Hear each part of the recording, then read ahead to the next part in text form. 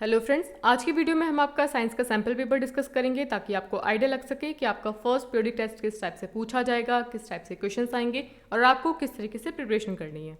बच्चों, पेपर के ऊपर कुछ बेसिक इन्फॉर्मेशन लिखी होती है कि आपका एग्जाम 90 मिनट्स का होगा, मतलब कि 1.5 घंटे का होगा। मैक्सिमम मार्क्स आपके 40 मार्क्स का पेपर होगा और कुछ इंस्ट्रक्शन लिखे होते हैं जैसे कि सारे क्वेश्चंस कंपलसरी हैं और आपके क्वेश्चन पेपर को 4 सेक्शंस में डिवाइड किया गया है, ए, बी, सी एंड डी। तो सबसे पहले हम डिस्कस करेंगे सेक्शन ए को, जो कि आपका एक क्वेश्चन 1 नंबर का होगा। इसमें सबसे पहले हम बात करते हैं फिल द ब्लैंक्स की, जो कि आपका 5 मार्क्स का है। Number 1, deficiency of dash causes a disease known as beriberi. आपसे पूछा जा रहा है कि बेरीबेरी की प्रॉब्लम किस विटामिन की कमी से होती है, तो इसका आंसर क्या होगा? Vitamin B1। Number 2, salt is obtain from sea water by the process of. आपसे पूछा जा रहा है कि किस प्रोसेस से सी वाटर से सॉल्ट को ऑब्टेन किया जाता है, तो इसका आंसर क्या होगा? Evaporation. Number 3, protein are made up of. Proteins किन से बनते हैं, तो इसका आंसर क्या होगा? Amino acid. Number 4, dash substances are those through which we can easily सी। आपसे पूछा जा रहा है कि ऐसा कौन सा सब्सटेंस होता है जिसके थ्रू हम आर पार इजीली देख सकते हैं, तो इसका आंसर क्या होगा? Transparent substances. Number 5, the two liquid that do not mix with each other are called dash liquids. आपसे पूछा जा रहा है कि ऐसे लिक्विड को क्या कहा जाता है जो कि आपस में मिक्स नहीं होते, आपस में डिसॉल्व नहीं होते, तो इसका आंसर क्या होगा? Insoluble liquids. अब हम मल्टीपल चॉइस क्वेश्चंस की बात करेंगे, जो कि आपका 5 मार्क्स का है। Number 6, which of the following are energy giving food. आपके सामने ऑप्शंस दे रखे हैं, आपसे पूछा जा रहा है कि इनमें से कौन सा एनर्जी गिविंग फूड है जिससे कि हमको एनर्जी मिलती है। फैट, कार्बोहाइड्रेट, प्रोटीन या बोथ ए एंड बी। तो इसका करेक्ट आंसर क्या होगा? Option number D. देखिए, फैट एंड कार्बोहाइड्रेट दोनों से हमको एनर्जी मिलती है। Number 7, the process of conversion of water into vapour is called. आपसे पूछा जा रहा है कि उस प्रोसेस को क्या कहा जाता है जिसमें कि वाटर किस में कन्वर्ट हो जाता है? पेपर में कन्वर्ट हो जाता है। ऑप्शंस क्या है? इवापोरेशन, कंडेंसेशन, ट्रांसपीरेशन या फिर ऑल ऑफ दीज। तो इसका करेक्ट आंसर क्या होगा? Option number A, evaporation. Number 8, which of the following is transparent. आपके सामने कुछ ऑब्जेक्ट दे रखे हैं, आपसे पूछा जा रहा है कि इनमें से ट्रांसपेरेंट ऑब्जेक्ट कौन सा है। ठीक है, अभी हमने डिस्कस किया था कि ट्रांसपेरेंट का मतलब क्या होता है? ऐसा सब्सटेंस जिससे कि हम आर पार देख सकते हैं। तो आपके सामने ऑप्शन क्या है? वुड, स्टोन, ग्लास या फिर प्लास्टिक थिन शीट। तो देखिए बच्चों, हम लकड़ी से आर पार नहीं देख सकते, स्टोन से भी आर पार नहीं देख सकते, लेकिन जो ग्लास होता है, यहाँ पे ग्लास का मतलब है कांच, तो कांच से हम आर पार देख सकते हैं। ठीक है, और प्लास्टिक की जो थिन शीट होती है उससे भी हम आर पार नहीं देख सकते, तो हमारा करेक्ट आंसर क्या होगा? Option number C, glass. Number 9, which of the following is soluble in water. अभी हमने डिस्कस किया था इनसॉल्युबल, अब यहाँ पर बात की जा रही है कि पानी में सॉल्युबल कौन सा है। सॉल्युबल मतलब होता है कि ऐसा मटेरियल, ऐसा लिक्विड जो पानी के साथ में मिक्स हो जाता है। सॉल्ट, सैंड, चॉक पाउडर या फिर मड। तो इसका करेक्ट आंसर क्या होगा? Option number A, salt. Number 10, when no more salt dissolve in water at a particular temperature then the solution at that temperature is called dash। देखिए बच्चों, हम जानते हैं कि पानी और नमक का मिक्सचर डिसॉल्व हो जाता है, आपस में मिक्स हो जाता है जब पानी को बॉईल करते हैं तब। ठीक है, लेकिन आपसे क्वेश्चन पूछा जा रहा है कि एक पर्टिकुलर टेम्परेचर के बाद में पानी के साथ में नमक घुलना बंद हो जाता है, तो उस सॉल्यूशन को क्या कहा जाता है? अब आप उसको कितना भी बॉईल कर दो, वो पानी के साथ में मिक्स नहीं होगा, तो उस सॉल्यूशन को क्या कहा जाता है? आपके सामने ऑप्शन है अनसैचुरेटेड, सैचुरेटेड, सुपर सैचुरेटेड या फिर नन ऑफ दीज। तो इसका आंसर क्या होगा? उस सॉल्यूशन को कहा जाता है सैचुरेटेड जब वो पानी के साथ में अब डिसॉल्व नहीं होता। अब हम सेक्शन बी करेंगे, जिसमें कि एक क्वेश्चन 2 नंबर का होगा। आपके सामने क्वेश्चन है, व्हाट इज न्यूट्रिशन। न्यूट्रिशन किसे कहा जाता है? तो इसका आंसर होगा the process of taking nutrient from our food for the growth and development of body to obtain energy is known as nutrition. देखिए बच्चों, हमारी बॉडी के डेवलपमेंट के लिए, ग्रोथ के लिए और एनर्जी के लिए हम क्या करते हैं? खाना खाते हैं। जो हमारे खाने में न्यूट्रिएंट्स होते हैं उसको इनटेक करने की प्रोसेस क्या कहलाती है? वो कहलाती है न्यूट्रिशन। और हमारे खाने में कौन कौन से न्यूट्रिएंट्स होते हैं? Carbohydrate, fat, protein, vitamin, mineral and roughage. ठीक है।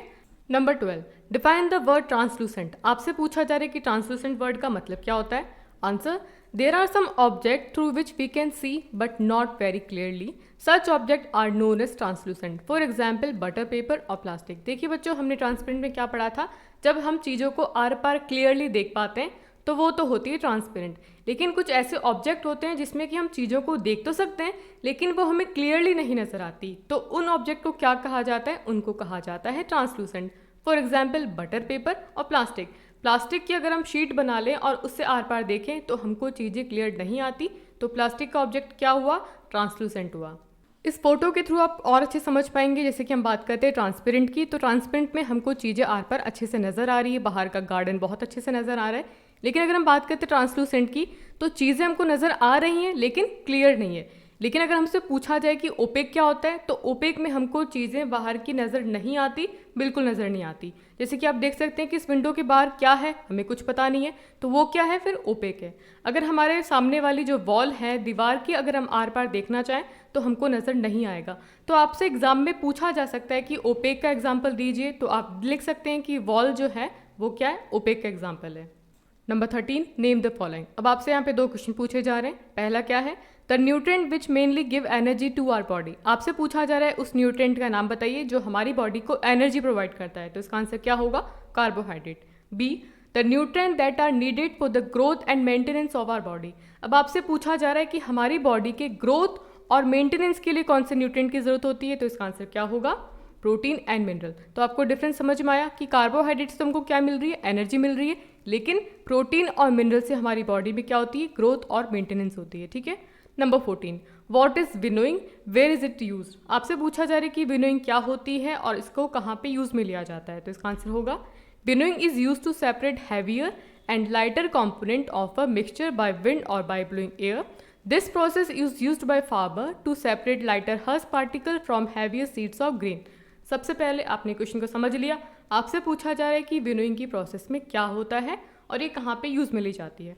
तो डेफिनेशन में हमको समझ में आया कि जो हैवियर मतलब क्या होता है, भारी चीज़ें, और लाइटर मतलब क्या होता है, हल्की चीज़ें। जब भारी चीज़ों में से हल्की चीज़ों को हम सेपरेट करते हैं हवा से, तो उस प्रोसेस को क्या कहा जाता है, उसको कहा जाता है विनोइंग। और इस प्रोसेस में क्या होता है, ये कहाँ पे यूज़ में ली जाती है, इनको यूज़ करते हैं फार्मर। अब आप फोटो से देख सकते हैं ये क्या कर रही हैं, ये छानने का काम कर रही है। अब यहाँ इसके अंदर क्या है, सीड्स हैं, और इसके अंदर हस्क भी था। हस्क मतलब क्या होता है, जिसमें हल्के हल्के छिलके टाइप होते हैं, उसको हस्क कहा जाता है। जब हवा से, अब ये क्या डायरेक्शन ऑफ एयर है, मतलब कि हवा से क्या हो रहा है, ये इस तरीके से हिला रही हैं, तो सीड्स में से क्या हो रहा है, हस्क अलग हो रहा है, जो छिलके हैं वो अलग हो रहे हैं, क्योंकि छिलके क्या है, लाइट हैं, और जो ग्रेन है मतलब जो अनाज है वो नीचे आ रहा है। तो इसका मतलब क्या हुआ कि जो ग्रेन है वो तो क्या है, हैवी है, और हस्क क्या है, लाइटर है। इस विनोइंग की प्रोसेस के थ्रू हमने क्या किया, पहले सीड्स को हिलाया, हल्का हल्का जो कचरा था वो अलग हो गया और ग्रेन अलग हो गए। तो ये सेपरेशन की प्रोसेस है विनोइंग, जिसमें कि हम लाइटर चीज़ों को हैवियर चीज़ों से अलग कर सकते हैं। Number 15, what is metal. आपसे पूछा जा रहा है कि मेटल क्या होता है, तो इसका आंसर है material which have certain property like lustre, malleability, ductility and are sonorous, good conductor of heat and electricity और called metal। तो देखिए बच्चों, मेटल का मतलब क्या होता है कि मेटल उस टाइप के मटेरियल्स होते हैं जिसमें कि कुछ स्पेशल टाइप की प्रॉपर्टी होती है, जैसे कि वो लश्चर होते हैं। अब इसको हम एग्जांपल समझ सकते हैं, जैसे कि आपके सामने क्या है, ये सिल्वर है और आप देख सकते हो कि ये सिल्वर चमक रहा है। दूसरा क्या था कि वो मेलेबिलिटी होती है, मतलब अब इस सिल्वर के ऊपर आप इस हैमर से कितना भी मारोगे ये टूटता नहीं है, बिल्कुल भी 2 पीसेस में ब्रेक डाउन नहीं होता। मार मार के इसके हमने क्या बना दी, पतली पतली शीट्स बना दी है, लेकिन ये टूटता नहीं है। थर्ड प्रॉपर्टी क्या थी कि इनमें डक्टिलिटी होती है। अब जैसे क्या है कि कॉपर भी एक मेटल है, अब हमने इसको क्या किया, मार मार के उसको दूसरे शेप में कन्वर्ट कर दिया। तो डक्टिलिटी का मतलब होता है कि जो मेटल होता है वो क्या होता है, फ्लेक्सिबल होता है। अब हमने क्या पढ़ा था कि ये सोनरस होते हैं, जब इनके ऊपर हम चोट मारते हैं तो इसमें टन टन की आवाज़ आती है, चाहे वो गोल्ड हो, चाहे वो सिल्वर हो, चाहे वो स्टील हो, कुछ भी हो, जब इन पर हम चोट मारते हैं तो इनमें से आवाज़ आती है। नेक्स्ट प्रॉपर्टी क्या है कि ये good conductor of heat and electricity है। इसका मतलब क्या हुआ कि जो मेटल्स होते हैं उसमें से हीट और इलेक्ट्रिसिटी ईजिली पास हो जाती है। तो आपको समझ में आ चुका है कि मेटल क्या होता है, उस टाइप के मटेरियल्स होते हैं जो कि कैसे होते हैं, चमकीले, जिसको हम मारते हैं वो टूटते नहीं है, जो फ्लेक्सिबल होते हैं, जिसको मारने से आवाज़ आती है, और ये हीट और इलेक्ट्रिसिटी के गुड कंडक्टर्स होते हैं। अब हम बात करते हैं सेक्शन सी की, जिसमें कि क्वेश्चन 3 नंबर का होता है। तो बात करते हैं मैच द फॉलोइंग की। एक तरफ मटेरियल है, दूसरी तरफ ऑब्जेक्ट्स हैं। आपसे पूछा जा रहा है कि वुड से बनने वाले ऑब्जेक्ट कौन कौन से हैं। तो आप देखिए, बताइए क्या है, वुड से कौन कौन से बनेंगे, चेयर, टेबल एंड बेड। अगर हम बात करते हैं स्टील से कौन कौन से ऑब्जेक्ट बनते हैं, तो स्टील से बनेगा सीजर, टूल एंड मशीन्स, और पेपर से बनेगा books, notebooks and newspaper. Number 17, why do we need the grouping of object. आपसे पूछा जा रहा है कि हमको ऑब्जेक्ट के अलग अलग ग्रुप बनाना क्यों इंपॉर्टेंट है, क्यों बनाना चाहिए। तो इसका आंसर होगा, grouping the object help us to arrange them in systematic manner. The object when group are easily to handle. When group it is easy to know the property of an object clearly. Grouping also makes easy to compare two object. तो देखिए बच्चों, group का मतलब क्या होता है कि अलग अलग ऑब्जेक्ट के हम अलग अलग ग्रुप बनाते हैं। फॉर एग्जाम्पल हमने बनाया ए ग्रुप, बी ग्रुप और सी ग्रुप।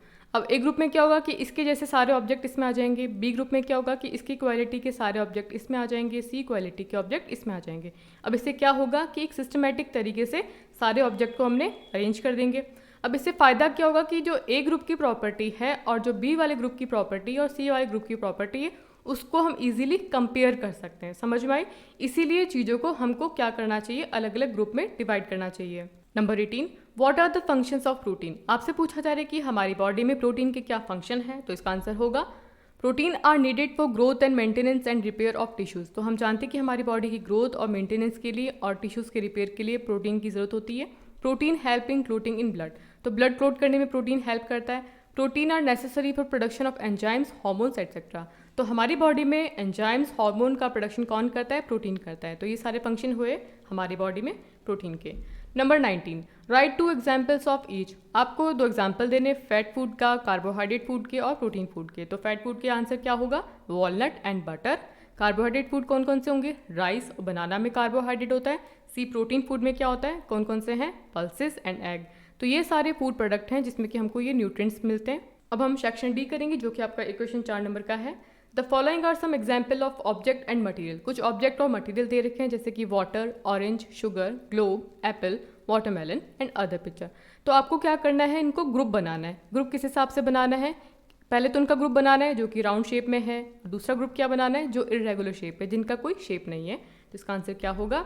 देखिए राउंड शेप में कौन कौन से होते हैं? ऑरेंज होगा, ग्लोब होगा, वाटरमेलन होगा और अर्दन पिक्चर। जो मटका होता है उसका शेप भी कैसा होता है? राउंड शेप का होता है। इरेगुलर शेप मतलब क्या होता है? जिसका कोई शेप नहीं होता। तो इसमें क्या होगा? Water and sugar. ठीक है। दूसरा हमारा पॉइंट है कंज्यूमेबल और नॉन कंज्यूमेबल। कंज्यूम मतलब जिसको हम खा सकते हैं और नॉन कंज्यूम मतलब जिसको हम खा नहीं सकते हैं। तो इसका ग्रुप बनाते हैं। कंज्यूमेबल में कौन कौन सा है? ऑरेंज को खा सकते हैं, sugar, Apple, water and watermelon. इनको तो हम कंज्यूम कर सकते हैं, तो अलग से ग्रुप बन गया।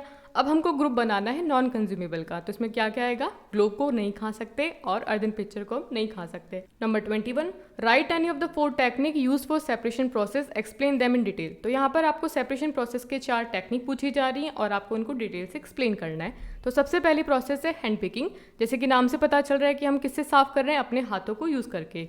Hand picking is the process of removing the impurities and non essential substance by using hand. जब हम चीज़ों को, गंदी चीज़ों को, ख़राब चीज़ों को अगर अपने हाथ से अलग करते हैं तो उसको कहा जाता है हैंड पिकिंग की प्रोसेस। फॉर एग्जांपल, जैसे कि हम चावल को साफ़ कर रहे हैं तो चावल के अंदर जो पत्थर है अगर हम उसको अपने हाथ से अलग कर रहे हैं तो वो कौन सी प्रोसेस है? Hand picking. हमारी नेक्स्ट प्रोसेस है विनोइंग। अभी हमने डिस्कस किया था। Winnowing is the process use to separate heavier and lighter component of a mixture by wind और बाय ब्लोइंग एयर। तो हमने भी डिस्कस किया था कि एक मिक्सचर है जिसके अंदर क्या है? हैवियर भी चीज़ें और लाइटर चीज़ें। अगर हम विंड की हेल्प से उन चीज़ों को अगर सेपरेट करते हैं तो वो कौन सी प्रोसेस है?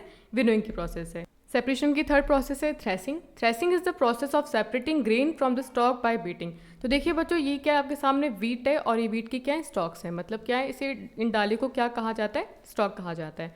अब इनके ऊपर क्या लग रखा है? ग्रेन लग रखा है। अब इनको अगर हम मार मार के अलग करते हैं, स्टॉक से ग्रेन को अलग करते हैं, तो वो प्रोसेस कहलाती है थ्रेसिंग। सेपरेशन की फोर्थ प्रोसेस है सिविंग। इसमें क्या होता है? Sieving is a process by which fine particle are separated from bigger particle by using sieve. इसको हम फोटो से समझते हैं। देखिए सीव क्या होती है? छलनी। आप इस टाइप की छलनी ही देख सकते हो, आप इस टाइप की छलनी देख सकती हो। तो ये क्या होता है कि छलनी की हेल्प से छोटे छोटे पार्टिकल को बड़े पार्टिकल से अलग किया जाता है। फॉर एग्जाम्पल, जब हम आटा छानते हैं तो आटा तो बहुत ही ज़्यादा पतला होता है, ठीक है। तो आटा छन जाता है और उसके ऊपर जो इम्प्योरिटीज़ होती हैं वो अलग हो जाती है। अगर हम यहाँ पे बात करते हैं चाय छानने में, तो जो चाय पत्ती होती है वो तो छन जाती है और चाय कप में चली जाती है। तो क्या होता है कि सीव की हेल्प से जब हम तो बड़े और छोटे पार्टिकल को सेपरेट करते हैं तो वो प्रोसेस कहलाती है सिविंग की प्रोसेस। सो बच्चों, आज की वीडियो में हमने साइंस का सैम्पल पेपर किया। आई होप आपको क्वेश्चंस बहुत ज़्यादा इंपॉर्टेंट लगे होंगे। वीडियो अच्छा लगा तो वीडियो को लाइक करें, दोस्तों के साथ शेयर करें। चैनल पे नए हैं तो चैनल को सब्सक्राइब करना है। मिलते हैं आपसे नए वीडियो के साथ में। Till then take care and have a good day.